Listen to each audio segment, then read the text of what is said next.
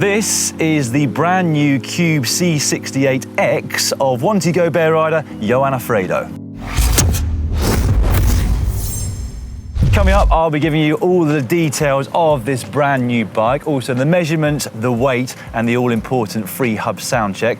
Before I get onto that though, make sure you subscribe to this channel and click on the bell icon so that you receive a notification every single time we put up a video.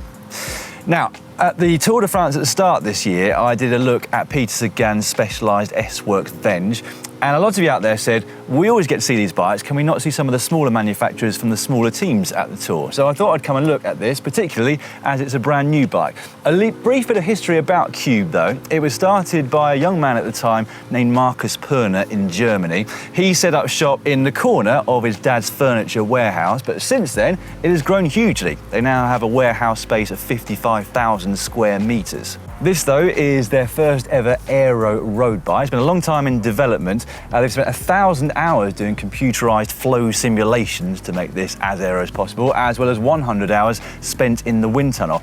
And the result, they claim, is that this frame set has 30% less drag than the previous model. Those aerodynamics though haven't come at the cost of weight, because it's quite light by aero bike standards. The frame and the forks together come in at less than 1,000 grams, and that also includes the seat collar too. So that's pretty impressive.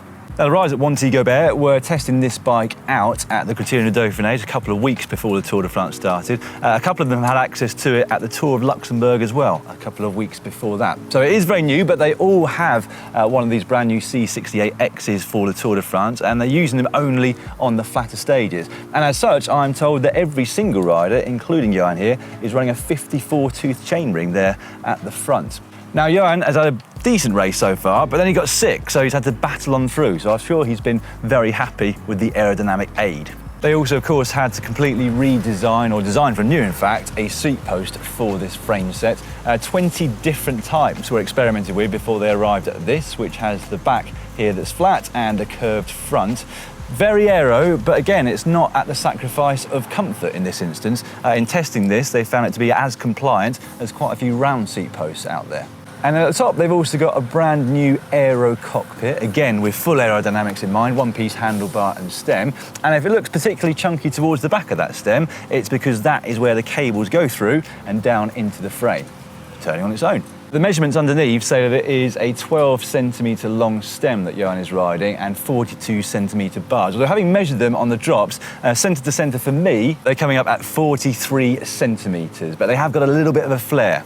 So those are the all new components, the frame, the seat post, the fork and the handlebars. On it is a pretty much full Shimano Dura Ace Di2 group set. So going from the shifters and brake levers there at the front to the front and rear derailleurs here.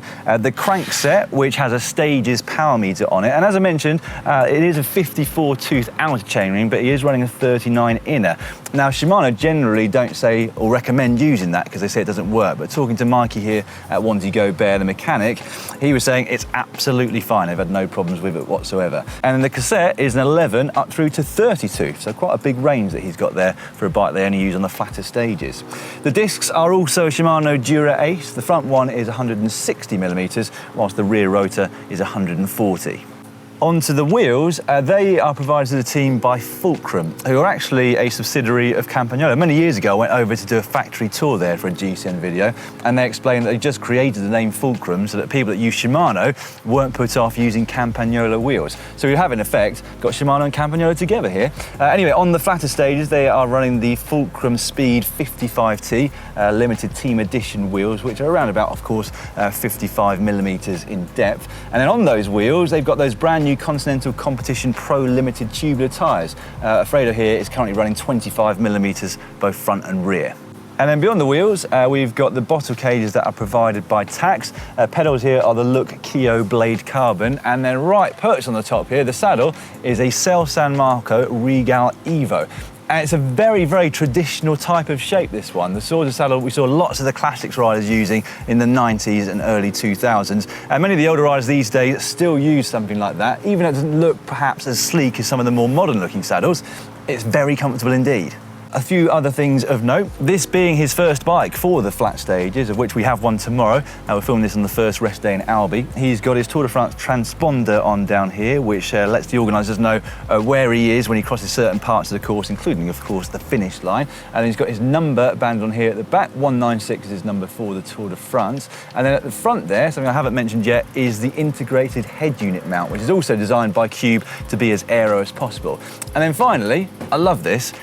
It's a long time to be away when you're at the Tour de France. You spend a few days before the start, and then it's 3 weeks and 2 days after that. In total, you're away for about 4 weeks. You miss your family, but he's got a constant reminder there on his top tube every time he looks down of his wife and kids.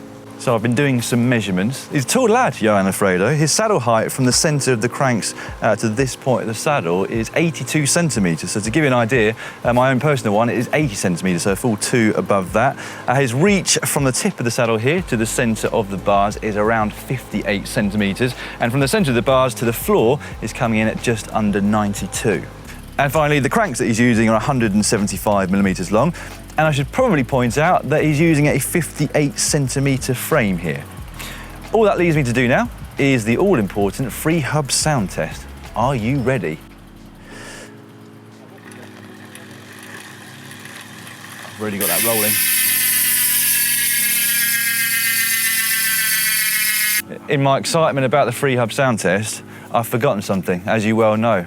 To weigh this thing, I've just done it though, and it is tipping the scales at 7.9 kilograms, which is why, of course, they're using different bikes on the climbs and using this one on the flat, where aerodynamics trumps weight. Right, that's the end of this particular video. If you've enjoyed watching it, do me a favour, click on the thumbs up icon just down below. And if you can't get enough of your tech, we've got loads of it for you here on GCN. There's a video from Tour de France just down there.